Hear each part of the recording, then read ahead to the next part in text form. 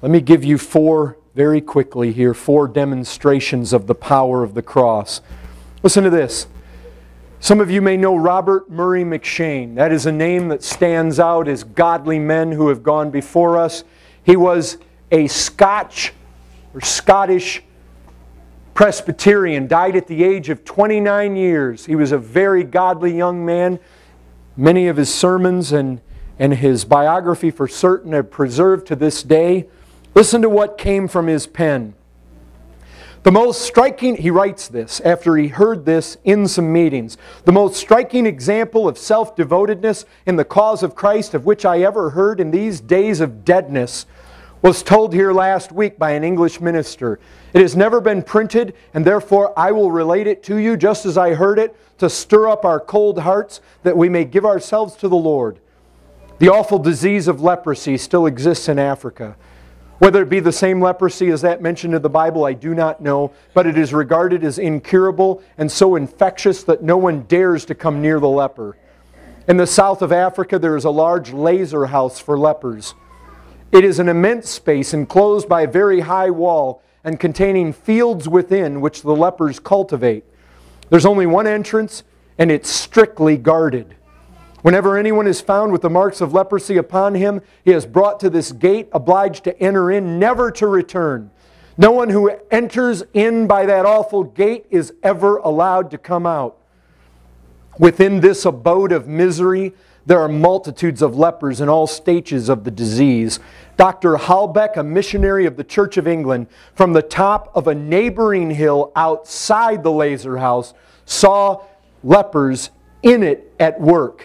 He noticed 2 particularly sowing peas in the field. One had no hands, the other had no feet. These members being wasted away by the disease.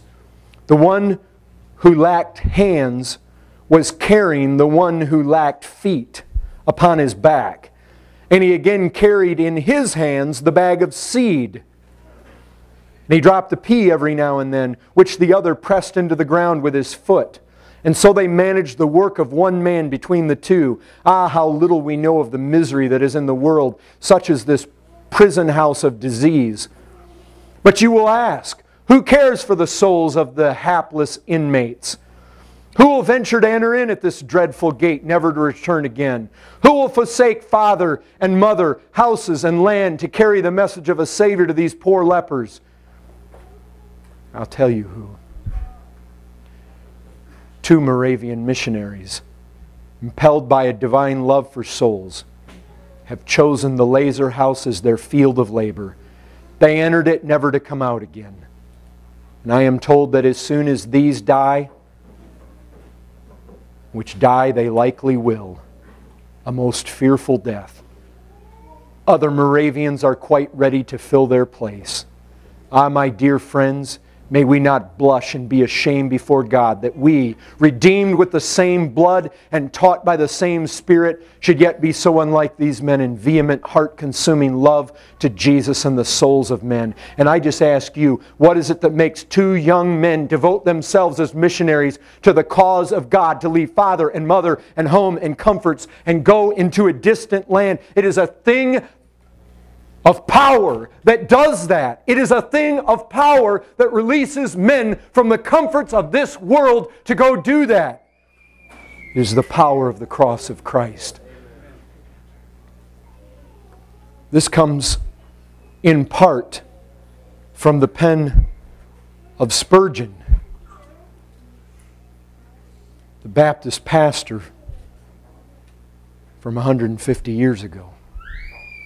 He tells the story of a Mr. Thomas Hawks taken, chained around the midsection to a stake, and he was burned for his faith. Hawks, when he was in prison, before having gone to the stake, promised his friends, by the help of God, I will show you that the most terrible torments can be endured in the glorious cause of Christ and His gospel, the comforts of which were able to lift the believing soul above all the injuries men can inflict. Once the flames were kindled around him at the cross, they quickly blazed with such fierceness that his speech was taken away by their violence. His frame shrunk, and the people assumed him dead. His body was consumed. The onlookers, seeing how burned he was, expected to see his body break apart over the chain and fall into the fire. But instead, he lifted his flaming hands, each finger spurting fire. He clapped them 3 times with the shout of "None but Christ. None but Christ." You tell me, folks, what has power on this earth to put a man in flames and with all victory and power and authority and triumph shout, "None but Christ." Folks, what wondrous energy seized the man? What made him strong? What helped him to bear under that kind of cruelty of men? What made him unmoved in the flames? I'll tell you, it's another thing. It's a thing of power. It's the cross of Jesus Christ. For unto us who saved, Paul says, it is the power of God. The cross has power to loosen our grips on life and to stand up before the most cruelty of man and say, I will go to your stake, but I will not deny this cross. Folks, you cannot deny the cross when you've tasted its power. You cannot come and lightly speak of it and say, I no longer believe in it, or recant of it if you know its power.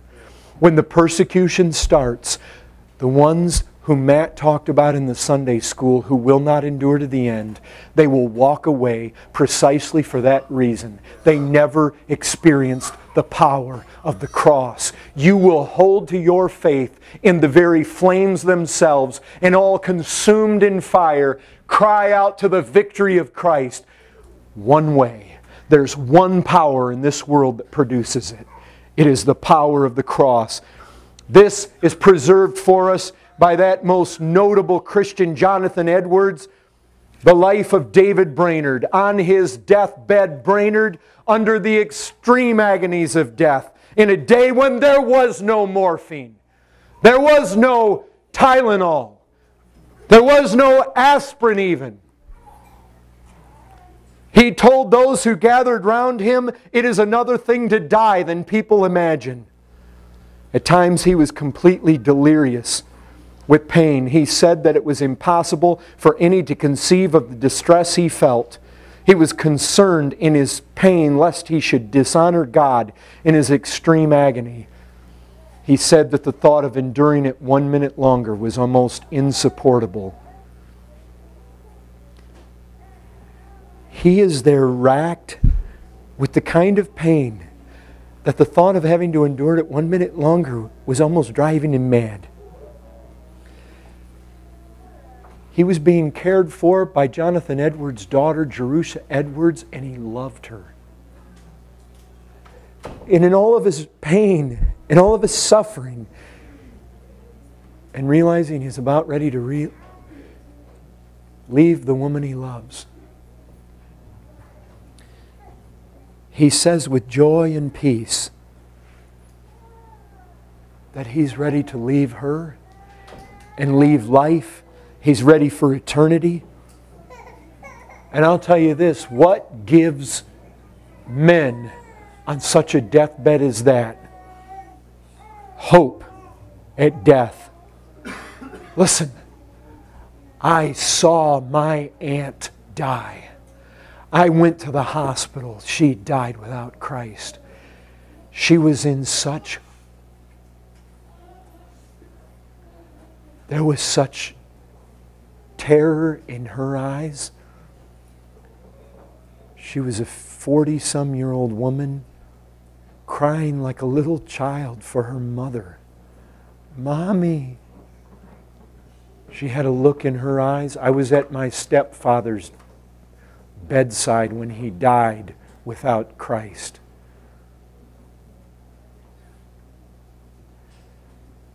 If you think you can spurn Christ, come to church, be religious, and get to the end and get on your deathbed. And if you think you'll die easy without Christ, if you'll die easy having lacked assurance all through this life, if you'll die easy trusting in your church going or your works, I've seen it. People don't die easy. There's only one thing that causes men to die easy, and it is a power unknown to this world. It's a power that comes from that cross. I have one more and I'm done. King James II in February 1685 had two covenanters, two women, Margaret Wilson, aged 18, and Margaret McLaughlin, 64, arrested near Wigtown on suspicion of having attended an unauthorized prayer meeting. They were tied to stakes in the rising tide at Wigtown.